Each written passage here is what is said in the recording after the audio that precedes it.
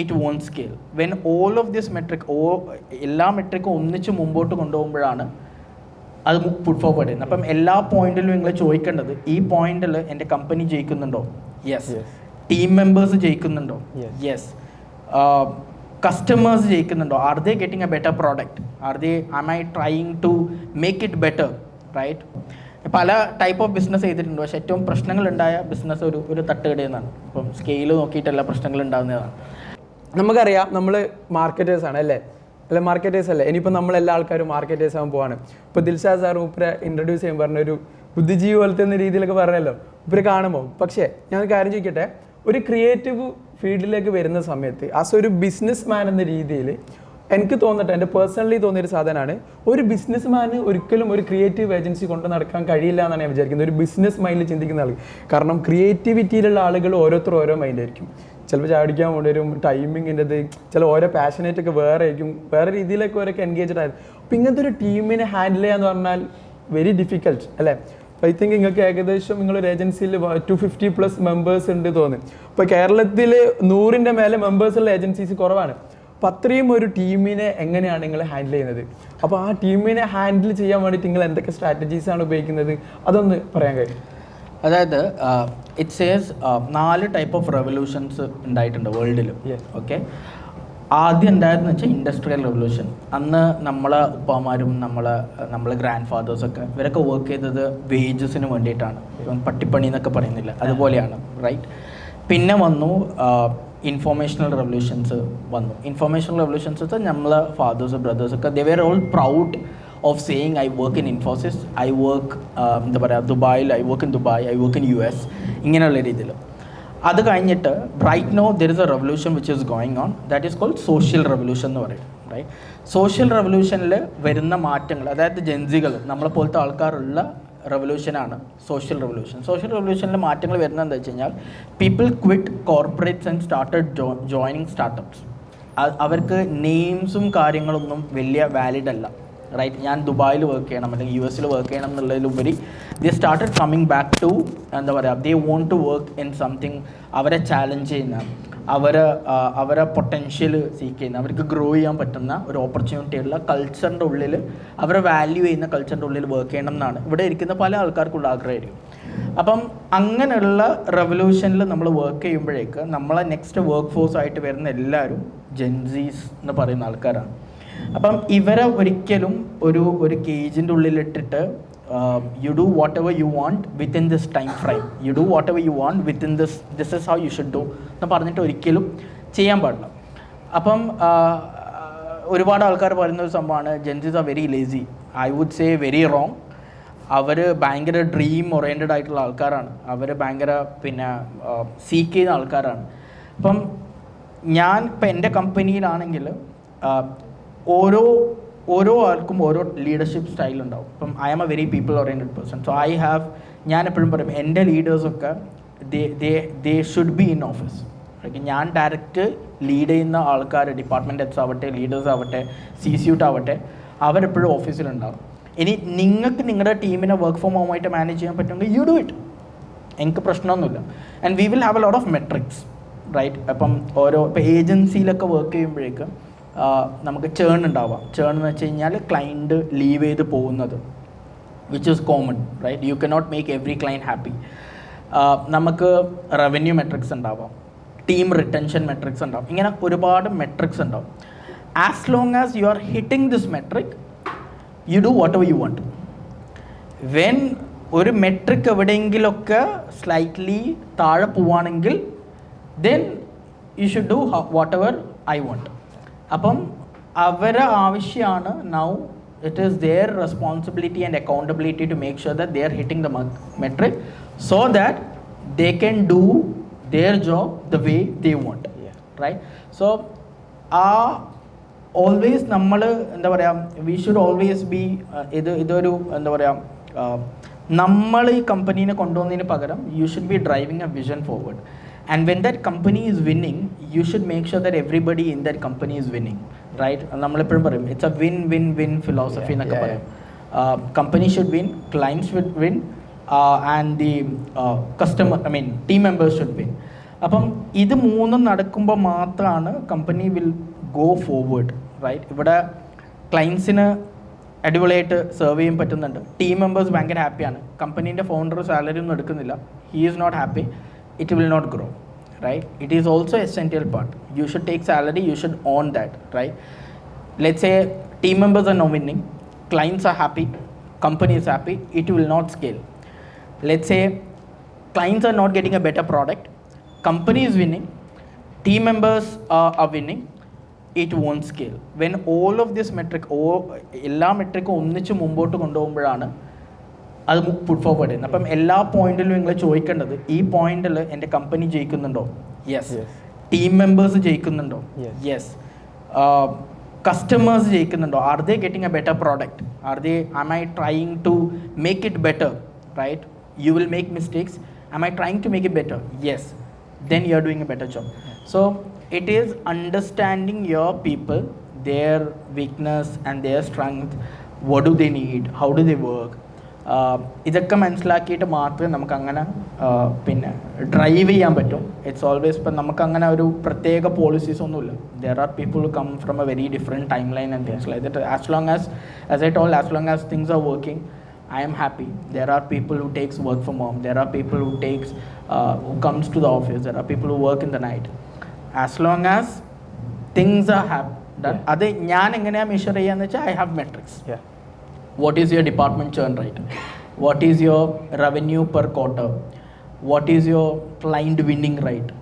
What is your NPS scores? Net promoter score എന്ന് പറയും. ഒരു ക്ലയൻറ്റ് എത്രത്തോളം നിങ്ങളെ പ്രൊമോട്ട് ചെയ്യുന്നുണ്ട്.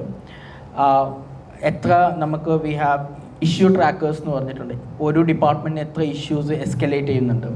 ഇങ്ങനെ ഒരുപാട് മെട്രിക്സ് ഉണ്ടാവും. ആ മെട്രിക്സ് ഒക്കെ if it comes in the limit, I am saying it won't be zero, of course it cannot be zero, but as long as it is other limit, അത് നമ്മൾ കൺട്രോളിലാണെങ്കിൽ it's up to them how do they work. അപ്പം അത് മാത്രമേ ഞാൻ നോക്കുള്ളൂ. നമ്മൾ അതിനുള്ള മാക്സിമം ഫ്രീഡം കൊടുക്കും. പിന്നെ നമ്മൾ അതായത് അവർക്ക് വേണ്ട കാര്യങ്ങൾ നമ്മൾ ചെയ്തു കൊടുത്താൽ മാത്രമേ നമുക്ക് നമ്മൾ വേണ്ട കാര്യങ്ങൾ ചോദിക്കാൻ പറ്റൂ, റൈറ്റ്? നമ്മൾ ഒരു കാര്യം ചോദിക്കുന്നതിന് മുമ്പ് we should also accept the fact that നമ്മളത് കൊടുത്തിട്ടുണ്ടോ, ആ സ്പേസ് കൊടുത്തിട്ടുണ്ടോ. സ്പേസ് കൊടുത്തു കഴിഞ്ഞാൽ മാത്രമേ, ഞാനിപ്പോഴും പറയാം, നെഗോസിയേഷൻ ഈസ് നോട്ട് ലൈക്ക് നമ്മൾ ഒരാളെ ഫണ്ട് കുറച്ച് കഴിഞ്ഞാൽ ഐ വോൺ എന്നുള്ളതല്ല negotiation. Negotiation is something which both of us are winning. അപ്പം we have to make sure that the other person is winning, and inside our mind we are also winning, right? And maybe other person might feel that we are not winning, and that's fine. അപ്പം അതുണ്ടാകുമ്പോഴാണ്, അപ്പം ടീമിന് വേണ്ട കാര്യങ്ങൾ ടീമിനും കിട്ടണം, കമ്പനിക്ക് വേണ്ട കാര്യങ്ങൾ കമ്പനിക്ക് കിട്ടുമ്പോഴാണ് അത് ചെയ്യുക. അതില്ലെങ്കിൽ നമ്മളെപ്പോഴും പറയും, ഇപ്പം നമ്മൾ വർക്ക് ഫ്രം ഹോം ഒക്കെ കൊടുക്കുമ്പോഴേക്ക് we run pilot. Somebody is telling I need work from home. Okay, you take two weeks work from home. These are the metrics which I am going to measure when you are in work from home. If this is going right, then you take work from home. I don't care. If this is anywhere going wrong, then no. ചിലപ്പം നമ്മൾ മുമ്പത്തേനേക്കാളും double productivity അപ്പോഴായിരിക്കും കിട്ടുക. Because now they have a metric to keep, right? And because they have asked, ഞാൻ കൊടുത്തിട്ടുണ്ട്, they have a metric, right? അപ്പം ആ രീതിയിൽ ആണ്. ഇപ്പം നമുക്കവിടെ ഏകദേശം ഇപ്പോൾ ഏജൻസിയിലാണെങ്കിൽ 9 ഡിപ്പാർട്ട്മെൻറ്റ്സും 7 റവന്യൂ ഡിപ്പാർട്ട്മെൻറ്റ്സ് ഉണ്ട്, 3 non functional departments, 3-4 non functional departments. അക്കാഡമിയിലാണെങ്കിൽ 4 സ്കൂൾസാണ്. അപ്പോൾ ഏകദേശം ഒരു 15 to 18 ടീംസാണ് അവിടെ മൊത്തം റൺ ചെയ്യുന്നുള്ളത്. Same thing for Dubai also. Okay, അപ്പോൾ ചുരുക്കി പറഞ്ഞാൽ ഒരു വിൻ വിൻ മൈൻഡാണ്. ഞാൻ എൻ്റെ സ്റ്റുഡൻസിൻ്റെ അടുത്ത് എപ്പോഴും പറയലുണ്ട്, നിങ്ങളെ നല്ല രീതിയിൽ പഠിപ്പിച്ച് ഇവിടുന്ന് നല്ല രീതിയിലേക്ക് അല്ലെങ്കിൽ നല്ലൊരു ഏജൻസിയിൽ പ്ലേസ്ഡ് ആക്കാം.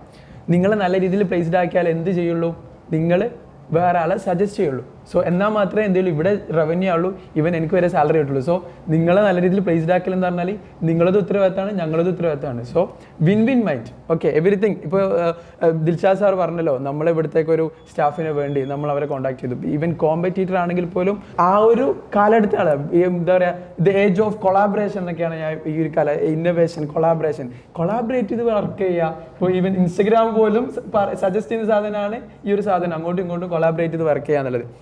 ഓക്കെ, നിങ്ങൾ ഈ ഒരു ഫീൽഡിലേക്ക് ഡിജിറ്റൽ മാർക്കറ്റിംഗ് എന്ന് പറയുന്ന ഈ ഒരു ഫീൽഡിലേക്ക് എത്തി, അല്ലെങ്കിൽ മുമ്പേ എവിടെ നിന്നാണ് പഠിച്ചത്? നിങ്ങളൊരു ജേണി അറിയണം. നിങ്ങൾക്ക് പേഴ്സണലി ഭയങ്കര ആഗ്രഹമുണ്ട്. കാരണം ഞാൻ ചെറുപ്പം മുതലേ ഒരു ഡിഗ്രി തുടങ്ങിയ സമയത്ത് തന്നെ നിങ്ങൾ ഓരോ കാര്യങ്ങൾ ഫോളോ ചെയ്യുന്നത്. കാരണം ഡിജിറ്റൽ മാർക്കറ്റ് എന്ന് പറയുമ്പോൾ അക്കാഡമീസ് എന്ന് പറയുമ്പോൾ 2 ആളുകളായിട്ടാണ് ഞാൻ, ഒന്ന് CDA ഒന്ന് ഹാരിൻ സോഗ്, 2 രീതിയിൽ കോമ്പറ്റീറ്ററാണ്. അപ്പോൾ ഹുദൈഫ് സാർ എപ്പോഴും നിങ്ങളെ പറ്റി പറയലുണ്ട് സംസാരിക്കുമ്പോൾ. പക്ഷെ നിങ്ങൾ ഭയങ്കര ഒരു ഉള്ളൊരു ഇന്നർ കണക്ഷനും ഉണ്ട്. നിങ്ങളവിടെ പ്രോഗ്രാമിനും ഇവരിങ്ങനെ പ്രോഗ്രാമിനുണ്ട്. അപ്പോൾ അതൊരു നമ്മളിപ്പോൾ പറഞ്ഞതുപോലെ ഒരു വിന്നിങ് മൈൻഡാണ്.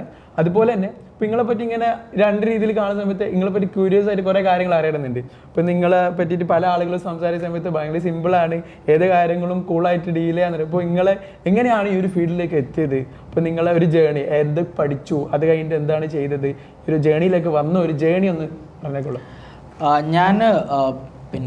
ഞാൻ ഒരുപാട് ചെറുപ്പത്തിൽ നിന്ന് ബിസിനസ് ചെയ്യണമെന്ന് ഭയങ്കര ആഗ്രഹമുള്ള ഒരാളാണ്, ഒരു കുട്ടിയാണ്.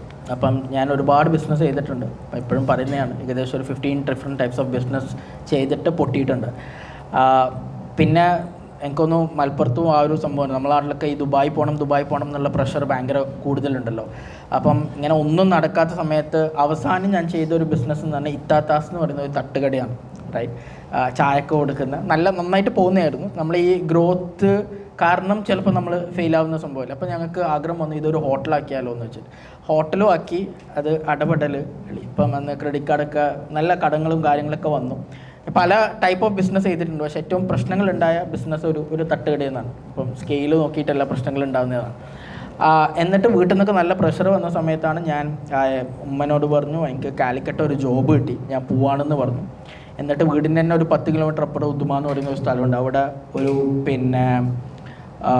ഒരു റൂം എടുത്തിട്ട് 4 മാസം ആരും അറിയാണ്ട് അവിടെ ഒറ്റക്ക് നിന്നു. Whole family things that I mean Calicut but I'm still in Kasaragod, like 10 kilometers away. I wanted to quit everything. Then I started understanding like what is going wrong, because I have done enough business, everything is not going right. എന്ത് ചെയ്തു കഴിഞ്ഞാലാണ് I can make it right. അപ്പം I started seeking a lot of mentors. I started watching a lot of videos and things like that. എല്ലാം quit ചെയ്തിട്ട് somewhere ആ സമയത്തായിരുന്നു Kasaragod flea market ഉണ്ടായത്. അപ്പോൾ ഞങ്ങളായിരുന്നു ചെയ്തത്. അതിൻ്റെ marketing part I have handle. അപ്പോൾ ഈ മാർക്കറ്റിംഗ് പാർട്ട് ഹാൻഡിൽ ചെയ്ത് ഇറ്റ് വെൻറ്റ് വെരി ഗുഡ്. അപ്പോൾ ആ സമയത്ത് I have understood that I have a marketer in me. അപ്പോൾ അത് ചെയ്തിട്ട് I started building a small personal brand. ഇൻസ്റ്റാഗ്രാമിലൊക്കെ പണ്ടൊക്കെ താഴെ പോയി കഴിഞ്ഞാൽ രജനികാന്തിൻ്റെ തല മുകളിൽ എൻ്റെ തലക്കെട്ടിട്ട് കണ്ടൻ്റൊക്കെ ഉണ്ടാക്കിയിട്ടുണ്ടാവും. വെരി കോമഡിയാണ്. അപ്പോൾ അങ്ങനത്തെ ഒരുപാട് നമ്മൾ ഈ ക്യാൻവാലൊക്കെ ഫസ്റ്റ് ക്യാൻവ പോസ്റ്റർ എനിക്ക് ഇപ്പോഴും ഓർമ്മയുണ്ട്. രാത്രി 10 മണിക്ക് തുടങ്ങിയതാണ്, രാവിലെ 3 മണിക്കാണ് ആ പോസ്റ്റർ കംപ്ലീറ്റ് ആയത്. ഇന്ന് 2 മിനിറ്റ് മതി, പക്ഷേ it took that money time. കോവിഡിൻ്റെ ഒക്കെ സമയമാണ്, അപ്പം നമുക്ക് വീട്ടിൽ സമയമുണ്ട്. അപ്പം അങ്ങനെ ചെയ്തിട്ട് എനിക്ക് ആദ്യം ഒരു ക്ലൈൻറ്റ് കിട്ടി. അപ്പോൾ ആ ക്ലൈൻറ്റ് എന്ന് പറയുന്നത് F കളക്ഷൻ എന്ന് പറയുന്ന ഒരു അഭയ ബ്രാൻഡാണ്. അപ്പം അന്ന് എത്ര കോട്ട് ചെയ്യണം എന്ന് ചോദിച്ചു. എനിക്ക് അന്ന് നമ്മൾ 5000 രൂപ എന്ന് പറയാൻ തന്നെ മടിയാണ്. അപ്പോൾ അവർ 5000 രൂപയോ എന്നൊക്കെ ആ ഒരു മൈൻഡ് സെറ്റൊക്കെ ആയി. പിന്നെ അങ്ങനെ I started working with dum.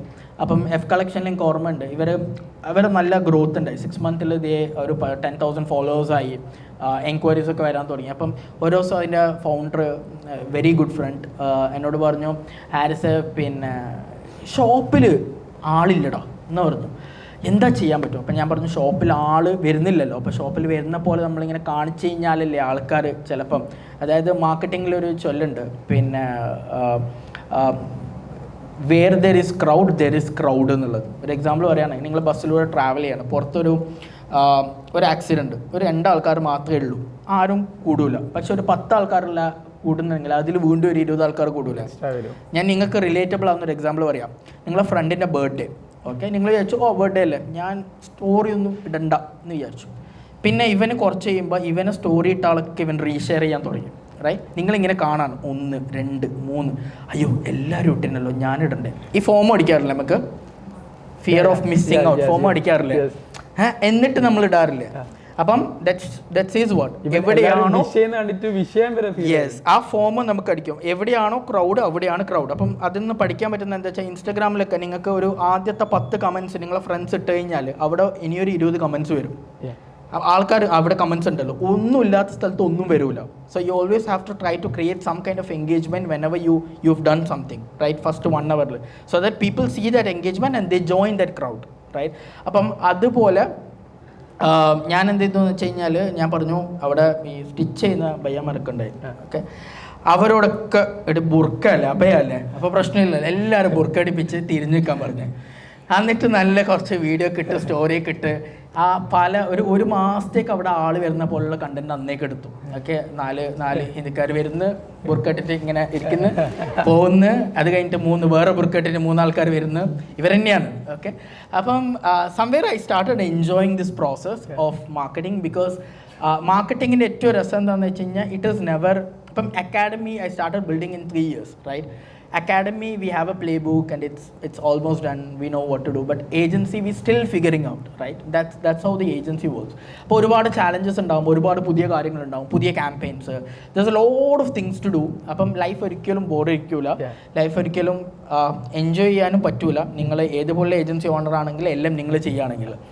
So ആ രീതിയിൽ I started understanding and then I got a consultancy job for കാലിക്കറ്റിൽ ഒരു ഏജൻസിക്ക് they wanted somebody to consult. They are a branding based agency. അങ്ങനെയാണ് കാലിക്കറ്റ് വന്നത്. I slowly started building my team. അവിടെ അന്ന് ഏജൻസിയുടെ ഒരു ടേബിളായിരുന്നു എൻ്റെ ടീം. Then 1 year later we shifted to Cheruto, a bigger space.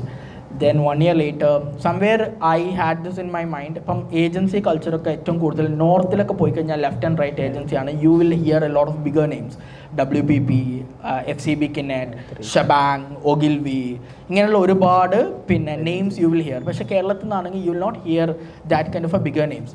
So somewhere I wanted to build, I mean still building an agency from Kerala to the world, right? കേരളത്തിൽ നിന്നുള്ള agency that is putting an effort in North India, South India, US, പിന്നെ Europe, then Dubai, GCC countries. ഇങ്ങനെയുള്ള ഒരു mind set ഉണ്ടായിരുന്നു. So I started following. I also took a course, right? Digital മാർക്കറ്റിങ്ങിൻ്റെ ഒരു online course ഞാൻ എടുത്തിരുന്നു ഒരു Chennai based അക്കാഡമിയിൽ നിന്ന്. So this was my thing and I started building. So ഞാൻ ലുക്ക് ഫോർവേഡ് ചെയ്യുന്ന എപ്പോഴും നമ്മൾ ഒരു കാര്യം ചെയ്യുമ്പോൾ അതിൻ്റെ ഏറ്റവും ബെസ്റ്റായിട്ട് ചെയ്യുന്ന ആൾക്കാരെ ലുക്ക് ഫോർവേഡ് ചെയ്യുക എന്നുള്ളതാണ്. അന്നൊക്കെ ഞാൻ ആദ്യം എൻ്റെ പോസ്റ്ററൊക്കെ എനിക്ക് ഓർമ്മയുണ്ട്, നമിത എന്ന് പറയുന്ന ഒരു ഞാൻ ഹയർ ചെയ്തപ്പോൾ, നോർത്ത് ഇന്ത്യൻ ഹയർ ചെയ്തപ്പോൾ അവളെ ഇങ്ങനെ പോസ്റ്റർ ഉണ്ടാക്കണം, വെൽക്കമിങ് പോസ്റ്റർ ഉണ്ടാക്കണം. അപ്പോൾ ഞാൻ പോയ പേജ് എന്ന് പറയുന്നത് ഒഗിൽവിൻ്റെ പേജാണ്.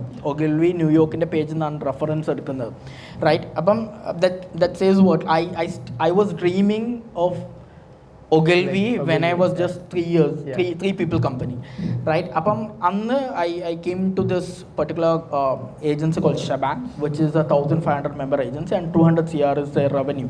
So somewhere I have understood, കാരണം നമുക്ക് എല്ലാവർക്കും ഒരു നോഷൻ ഉണ്ട് ഏജൻസിയിൽ പൈസ ഉണ്ടാക്കാൻ പറ്റൂല. Agency is a very difficult business.